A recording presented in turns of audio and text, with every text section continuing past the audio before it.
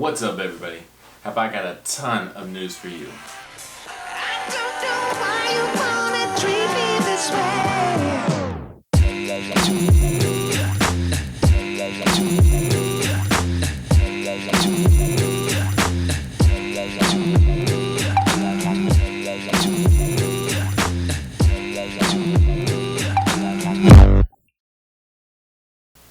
So I was a little unsure on how to start telling the story because honestly a lot has happened over the past 2 or 3 weeks. Now before we get started, I need to give you guys a little bit of background, what's happening in the life situation to put everything in context. Okay, if you didn't see my introduction episode, basically I haven't worked for the past year and a half. Now that's been by choice. I'm a mechanical engineer.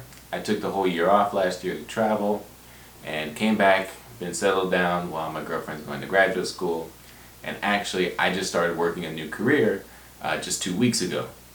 So that's kind of why things have slowed down on the channel and on the build, because I've started working full time again. It feels great to have a job again, to start working. I'm back in the engineering field, but obviously it's a little more difficult now to spend time in the car. I'm still working on the car every day and on the weekends.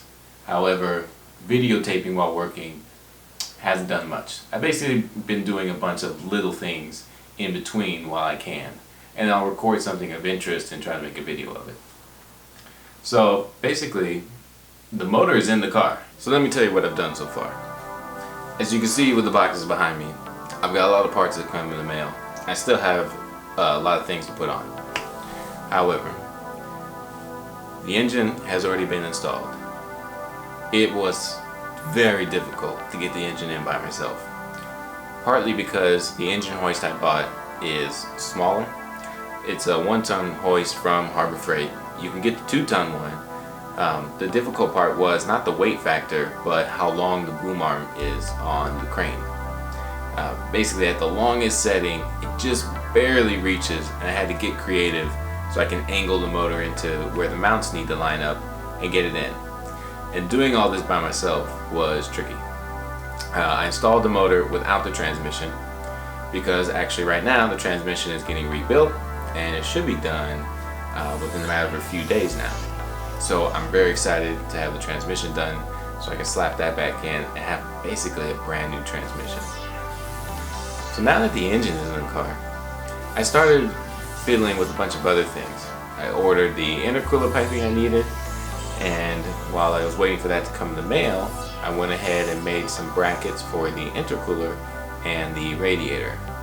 Now I had to cut up some things and do a little hack job to make them fit, but for the most part they fit pretty well. I still have some minor modifications to do, but for right now, to start the engine up, get the car running, I think I'm going to leave it as is. What I actually like to do, and especially now that I'm working, is see if I can have someone give me some help on making a custom intercooler to fit exactly how I want it, and then making some better brackets, because everything I'm making is just by bending it by hand and using nuts and bolts to piece it together. I really need someone's help who can actually weld and fabricate some of the mounts for me. So if you guys know anybody in the Bay Area, actually I'm in Monterey, but in the Bay Area of California, if you know anybody in the Bay Area who's got a good reputation and can help me out, let me know. Anyways, back to the story. So I got the intercooler in, got the radiator in, the wheels for the turbo finally came in. They've been balanced by G-Pop Shop and we're good to go. So I went ahead and assembled the turbo.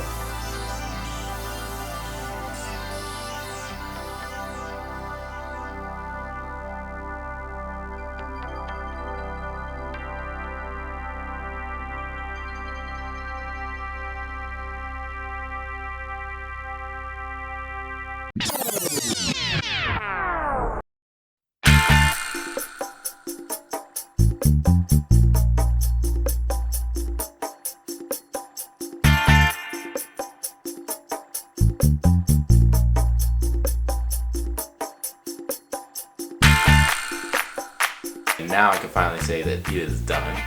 After putting it together and taking it apart so many times, I'm finally done with it. This feels great. So the turbo's in the car, all mounted up. It's torqued down on the manifold, clocked it, ready to go. What was the next thing? I also stripped out the wiring harness from the NA motor, converted the plugs I needed, and I deleted any of the plugs I didn't need anymore.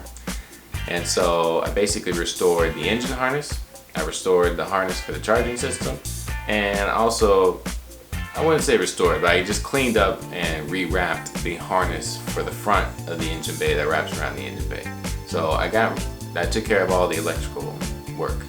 I also made a harness for the radiator fan, although the fan wiring isn't complete just yet. So I'm gonna make another follow-up episode about the electric fan, so I can tell you guys how I did it and whatnot. I also fabricated a small bracket to house the oil reservoir that's going to be for the oil metering pump. This little reservoir I got on eBay. It's actually made for an old Honda scooter, and the reason I like it is a clear reservoir. It looks kind of stock, and it's got a level sensor in there that I'm going to try to wire into the car's stock harness. I'm going to see if I can adapt it to the windshield washer fluid connection. We'll see if that works. I don't know if it's going to. As I mentioned, the intercooler piping, that's come in. I trimmed it, cut it to the lengths it needs to be. I got the couplers that I need to install them. The only thing left for those is I need to have the blow-off valve installed. I need to have someone weld that onto the pipe, and then I need to have them roll a bead on the ends so it can create a good seal with the couplers.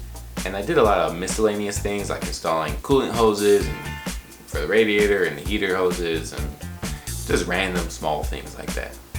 And then cleaned up any little thing I would find along the way. So right now the engine bay is looking really good.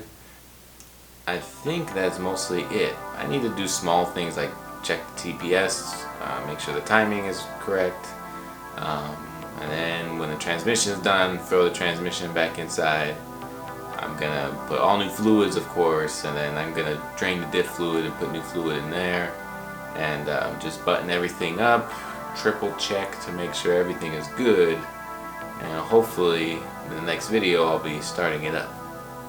We'll see how that goes. I also want to give a shout out to Jose, who came all the way up from Southern California to pick up my non-turbo motor. He bought it and is currently refreshing it and restoring it. For the most part, it's a good block, but I'm not gonna lie, I've neglected it for the past 3 years. The car's really sat, and I never drove it. Only very occasionally did I drive it, and I relocated and brought it with me, and so I felt kind of bad that the motor's been just sitting and only with the occasional startup. But the motor itself has always been fantastic for me. I absolutely love that motor. If I wasn't doing this turbo thing, I'd probably do what he's doing and strip it all down and fix all the little gasket leaks and things that have been, present. And so I'm glad that it's going to him. He seems like a good guy. It seems like he's going to clean it up well, and I hope it treats him really well in his car. So yeah, I think that's about it for this one. I'm still going to keep putting out the videos to see so you can see how the build is going. My goal is I want to be driving this thing by Sevens Day, so I can, participate in some of the Sevens events if there's anything out here. So that's kind of the deadline and the target, so I can fire it up and enjoy it a little bit. But yeah, I'll see you guys soon. Thanks for watching.